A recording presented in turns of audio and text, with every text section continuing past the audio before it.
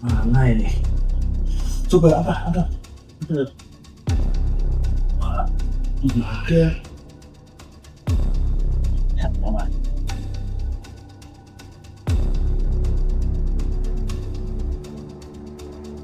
Mana nih sertifikatnya? Kok nggak ada di sini? Tadi aku ngecek rumahnya belum balik nama loh. Nggak tahu sama sekali kalau itu. Karena kamu anak bungsu sih. Pasti kamu sama kamu kan? Enggak, aku nggak tahu sama sekali demi Allah. Ayah tuh nggak pernah bahas surat ini. Ini baru aja ayah meninggal. Masa udah bahas uang terus? Kamu lihat tuh motorku Vario di luar, belum lunas itu cicilannya. Nah, ini dia ketemu. Itu suratnya.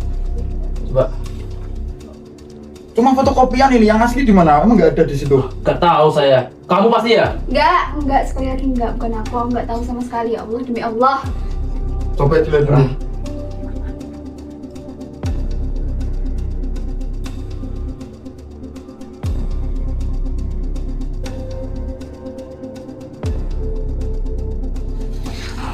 Mana sih ini sertifikat aslinya? Nggak jelas banget. Ini kan cuma fotokopi. Cuma fotokopi. Apa sih? Aku aja nggak tahu. Kalian nuduh aku terus. Ya, Pasti kamu tahu, pasti kamu tahu. Enggak, ayah nggak pernah bilang soal ini. Kamu yang terakhir di rumah ini sampai ayah meninggal, Enggak, pasti demi kamu Allah tahu. enggak tahu, aku nggak tahu sama sekali. Jangan kesuci. Kamu yang paling sayang sama ayah. Pasti kamu yang ngambil. Ya, tapi kan ini kita masih dalam suasana duka kan. Masa kalian bahas harta terus? Bodoh amat. Motor gue belum lunas. Gak peduli. Tuh lihat Honda Brio tuh di luar tuh.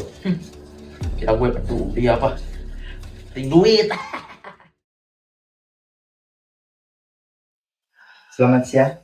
Siang? Apakah benar dengan Pak Anton? Iya, Dan benar. keluarga? Ada apa ya, Pak? Nah, saya Dharma ingin membicarakan terkait sertifikat rumah ini. Nggak mungkin, nggak mungkin. Padahal kita cuma ada yang fotokopian loh, Pak.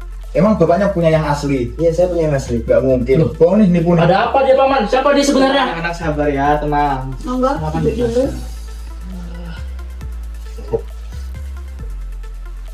Jadi gini anak, dulu itu sebelum ayah kamu meninggal, beliau itu berhutang kepada Pak Dharma ini. Nah, nanti untuk jelasnya gimana bisa dijelaskan sama beliau. Maaf sebelumnya ya anak-anak. Ini dulu pada masa itu bapak kalian pernah berhutang. Ini buktinya. Terima kasih sudah datang, Dharma. Langsung saja. Saya mau pinjam uang 200 juta kepadamu. Joko, ini bukan jumlah yang kecil. 200 juta tuh bukan jumlah yang kecil. Sebenarnya ada apa? Untuk keperluan apa? Itu loh anak saya, si Anto. Dia harus bayar kuliah di Jakarta.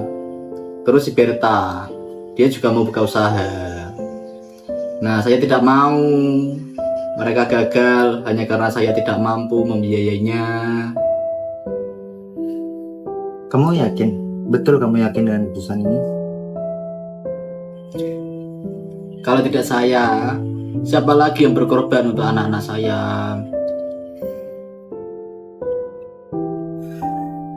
Ya udah. Lalu jaminannya? Rumah ini Joko, ini kan satu-satunya yang kamu punya, Joko. anak saya lebih berharga, Kandar. Baiklah kalau begitu. Baiklah, kalau seperti itu, mari kita buat perjanjian resminya untuk kedepannya.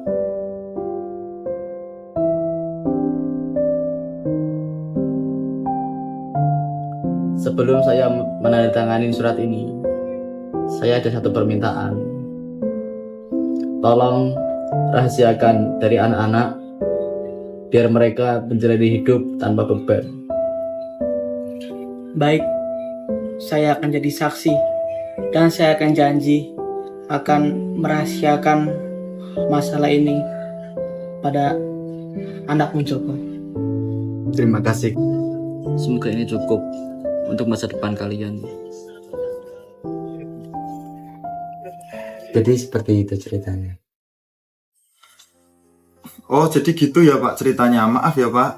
Saya baru tahu dari cerita Bapak. Maaf tadi sudah marah-marah sama Pak Dharma. Saya merasa bersalah, mohon maaf banget. Maaf ya Cid, tadi udah nuduh kamu yang nggak benar. Aku nggak tahu sebenarnya kejadiannya seperti ini. Jadi ayah nggak cerita sama kalian bukan karena ayah nggak percaya, tapi beliau terlalu sayang sama kalian.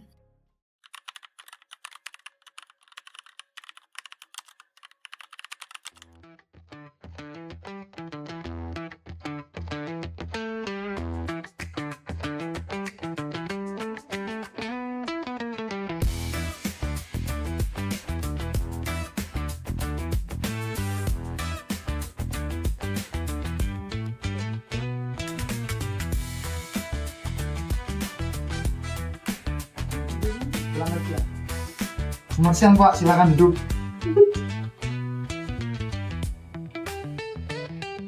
Silakan duduk.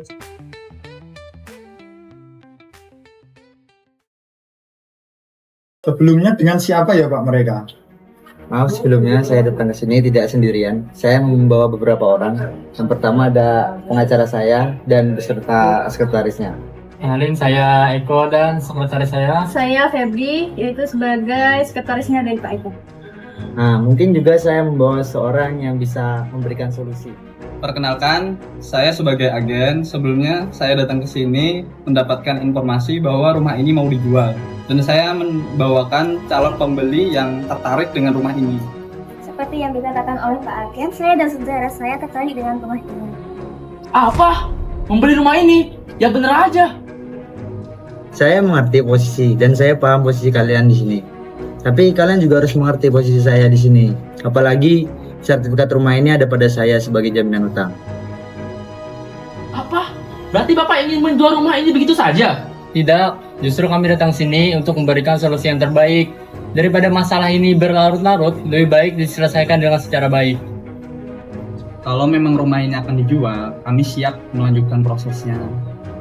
Ini keputusan besar Pak, kami tidak bisa langsung menjawab. Kita baru kehilangan ayah, masa sekarang harus kehilangan rumah juga? Tapi kalau memang ini jalan satu-satunya, kita mau gimana lagi?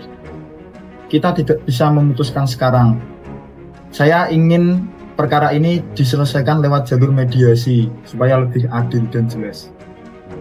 Ya, sebenarnya saya juga ingin masalah ini cepat selesai. Ya, Mungkin seperti itu. mari kita selesaikan lewat jalur mediasi.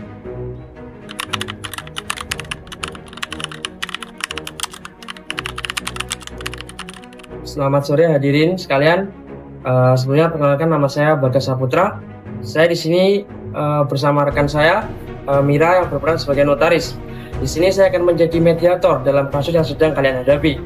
Sebelumnya izinkan saya untuk membaca persoalan kasus tersebut sesuai yang dikirimkan oleh Pak Dharma.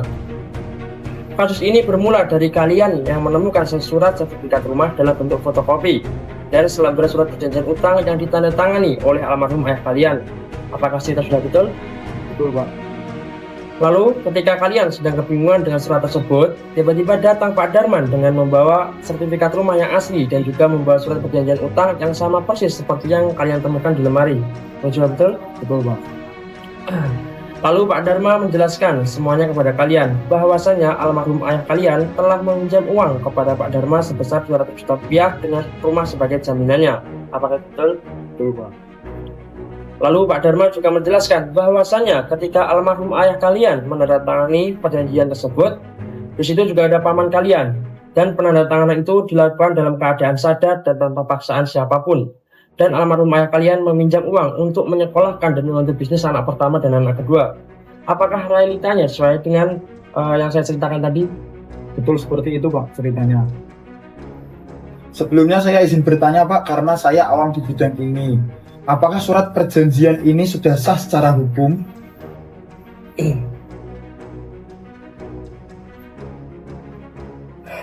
Oke, saya akan menjelaskan ya. Surat perjanjian ini sudah termasuk surat perjanjian sah karena sesuai pasal 1320 KUH Perdata itu dijelaskan ada 4 persyaratan suatu perjanjian bisa disebut sah. Saya akan membacakan persyaratan tersebut. Yang pertama yaitu adanya persetujuan kehendak dari para pihak tanpa paksaan, penipuan atau kekhilafan. Nah, berdasarkan cerita dari Pak Dharma tadi, almarhum bapak kalian melakukan perjanjian tersebut atas kehendak beliau sendiri tanpa ada paksaan siapapun. Jadi satu syarat sudah terpenuhi. Lalu syarat kedua, kecakapan untuk membuat suatu perjanjian. Para pihak mampu secara hukum, dewasa atau tidak berada di bawah pengampuan untuk membuat hukum. Syarat kedua juga sudah terpenuhi karena almarhum termasuk orang dewasa serta sehat akal dan juga mandiri. Lalu ketiga adalah objek perjanjian harus jelas. Pada syarat ketiga juga sudah terpenuhi karena di situ perjanjian sudah dijelaskan bahwa almarhum meminjam uang dengan jaminan rumah.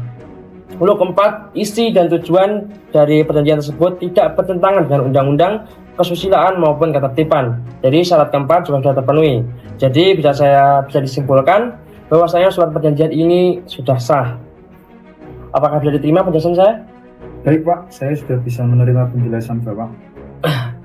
Oke, jika surat perjanjian ini sudah clear, saya akan masuk ke inti permasalahan yang sudah kalian hadapi. Jika dilihat dari segi hukum, permasalahan yang sedang kalian hadapi ini sudah diatur dalam Undang-Undang Pasal 1100 KUH Perdata.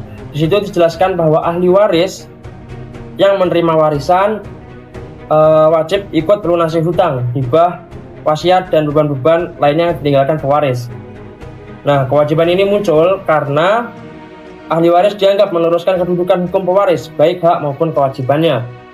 Gampangnya gini, kematian debitur atau di sini kematian almarhum ayahanda tidak menghapus hutang, melainkan beralih ke keluarga sebagai ahli waris. Dan situ juga dijelaskan bahwa pembayaran hutang didahulukan dari harta peninggalan ahli waris. Nah, dalam undang-undang tersebut ahli waris juga diberikan 3 opsi. Yang pertama yaitu menerima murni. Menerima murni ini adalah ahli waris menanggung utang bahkan melebihi harta warisan. Lalu yang kedua menerima dengan catatan. Yang artinya ahli waris hanya bertanggung jawab sebatas harta warisan. Lalu opsi ketiga adalah menolak warisan. Yang artinya ahli waris tidak wajib membayar utang, namun tidak dapat menerima aset. Dari 3 opsi tersebut, ahli waris ingin mengambil opsi yang mana? Silakan jika ingin berdiskusi. Benar Pak, saya diskusikan dengan kedua adik saya dulu Pak. Ya, siap, silakan.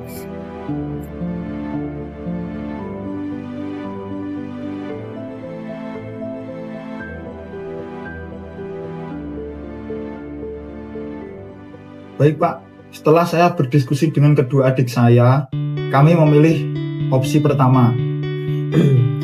Oh oke, berarti ahli waris bersedia membayar hutang senilai 200 juta? Ya, kami siap Pak. Tapi rencana kami ingin menjual rumah tersebut. Rumah tersebut pasti nilainya sudah di atas 200 juta. Apakah Bapak sudah punya solusi? Oke, berarti ini saya membacakan solusi saya.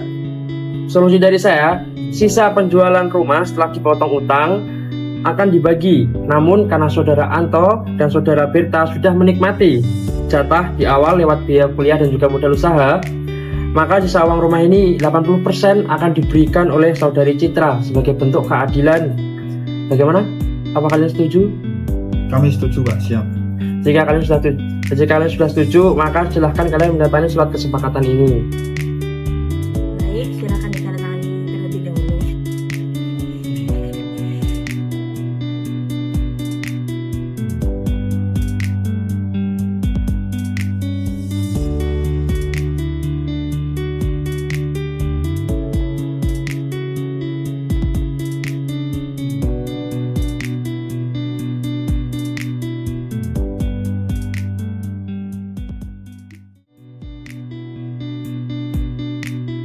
Baik, terima kasih. Baik, saya akan bacakan hasil kesepakatan mediasi hari ini. Yang pertama, bahwa benar terdapat utang almarhum kepada Bapak Dharma.